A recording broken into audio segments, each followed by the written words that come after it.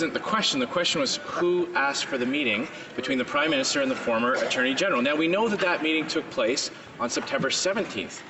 The Director of Public Prosecutions ruled on September 4th that SNC-Lavalin would not be entitled to a special deal. So once again, who asked for the meeting? Was it the Prime Minister or the former Attorney General? Right Honourable Prime Minister. For the work that both the Ethics Commissioner and the Justice Committee of Parliamentarians will be doing on this matter. But I can assure all Canadians that unlike the Leader of the Opposition, we will always stand up for good jobs right across this country every step of the way while making sure we respect the independence of our judicial system.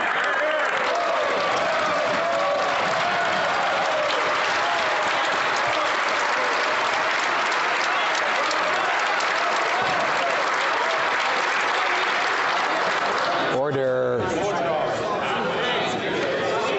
Order. The Honourable Leader of the Opposition. Well, Mr. Speaker, the Prime Minister is certainly not acting like someone who is innocent of these serious allegations. Now, once again, on September 17th, he has admitted that he had a meeting with the former Attorney General. Canada's top prosecutor had already decided with her independent analysis that SNC-Lavalin was not entitled to a special deal. So once again, who asked for the meeting? There are only two options. It was either the Prime Minister or the former Attorney General. Which was it? The Honourable Prime Minister. Be apologetic for standing up consistently for good Canadian jobs and for standing up for the independence of our judicial system and the important processes in place.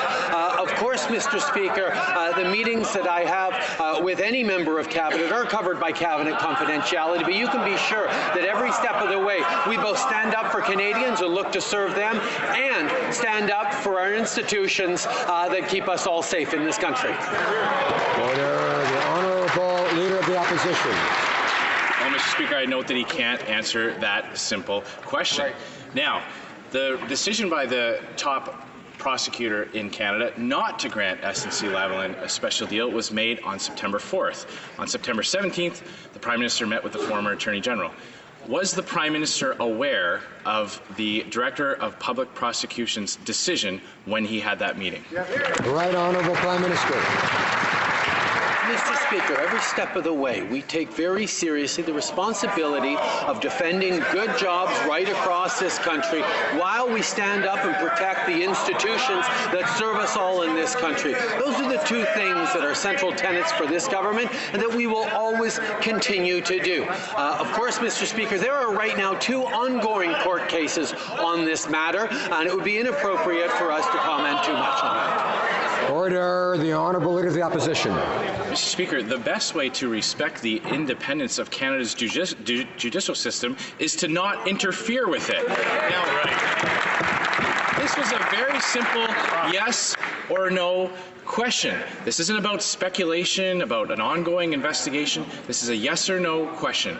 Was the Prime Minister aware of Canada's top prosecutor's decision when he had the meeting with the former Attorney General? Yes or no? Honourable Prime Minister. Speaker, this is a file that touches tens of thousands of Canadians right across the country, including 9,000 direct jobs and communities right across the country. Of course, we're going to be very careful about how we move forward in protecting those jobs, but we're also going to, at the same time, make sure that we are standing up for the independence of our judicial system and all the processes that keep our democratic institutions safe.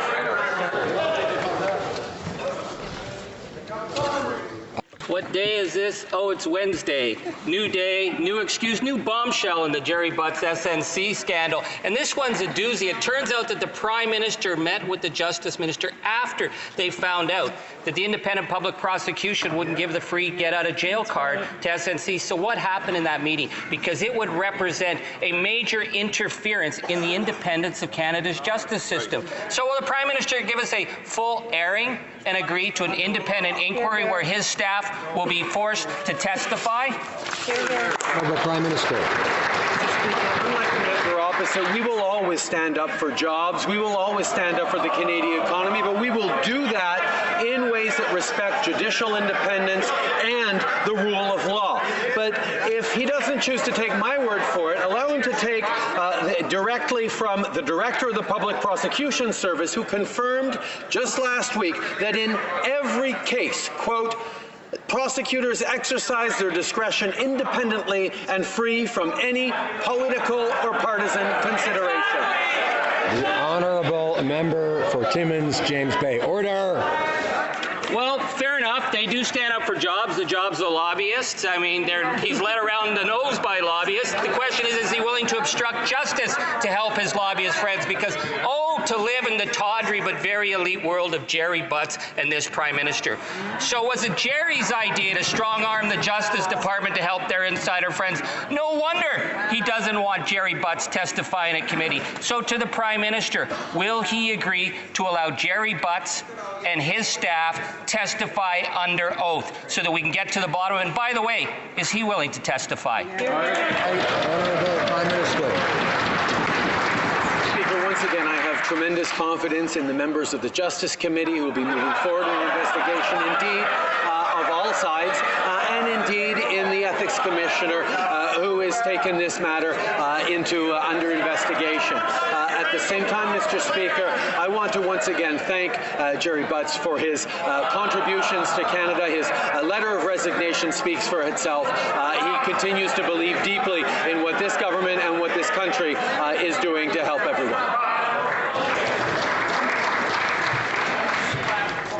Order. There's far too much noise. Members, of course, I know want to hear the questions and the answers and not to show respect for this institution. Now, the member for Prince George, Peace River, Northern Rockies should remember that. Told his caucus that any communication coming from Mr. Butts should be considered as coming from the Prime Minister himself. So once again, when did the Prime Minister become aware of the December 5th meeting between Gerald Butts and the former Attorney General?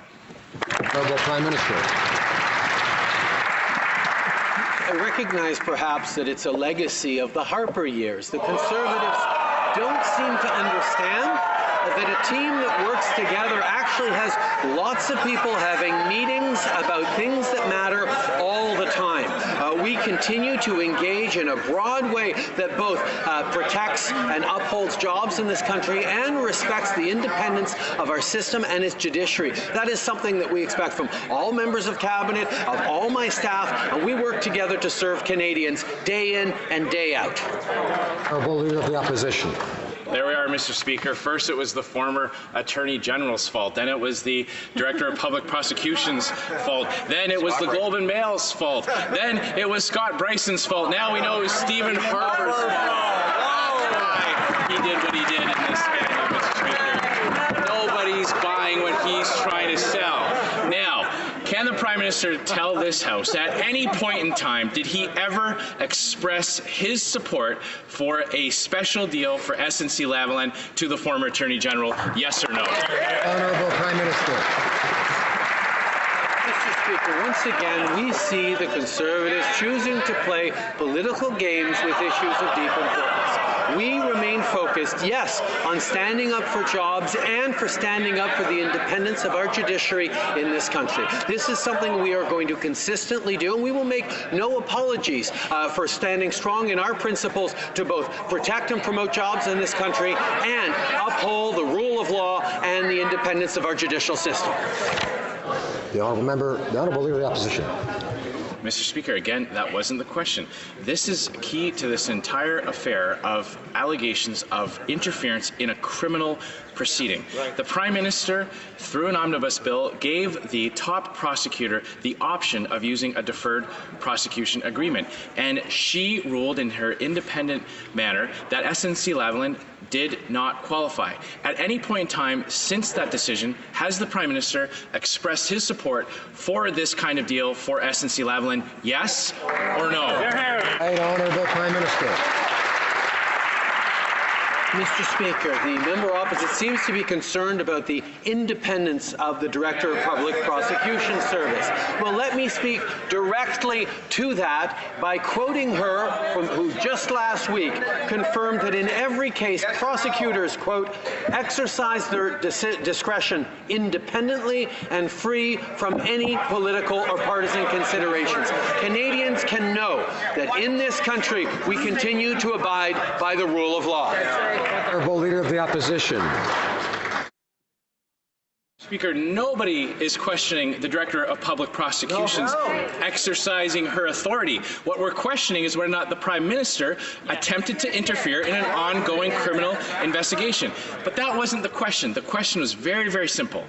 The top prosecutor of Canada ruled on September 4th that SNC-Lavalin did not qualify for this new kind of deal. At any point in time since that decision was made, has the Prime Minister expressed his support for SNC-Lavalin getting a deal, yes or no? Honourable Prime Minister. Speaker, I have been unequivocal over the fall, I have been unequivocal now that we will always support Canadian jobs and growth of our economy. We will always stand up to protect workers right across the country. But we will always do that in ways that respect the independence of our judiciary, the rule of law, and the institutions that keep Canada one of the greatest democracies in the world. Leader of the Opposition. Speaker, the Prime Minister can't have it both ways. He cannot hold up the independence of the Director of Public Prosecution's office and at the same time interfere and attempt to get a reversal of a decision. Exactly. The decision not to give SNC-Lavalin was made on September 4th. The Prime Minister had a meeting with the former Attorney General on September 17th.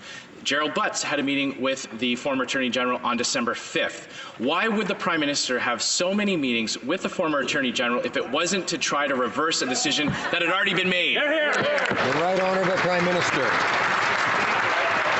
Confirm right here in this House that we had many meetings between cabinet ministers and Prime Minister and Prime Minister's office on a broad range of important issues that matter to Canadians. It is the work of this government to serve Canadians, to protect jobs, and to protect our institutions and the independence of our judiciary at the same time. This is exactly what we do, what we will continue to do, and make no apologies for the snide accusations made.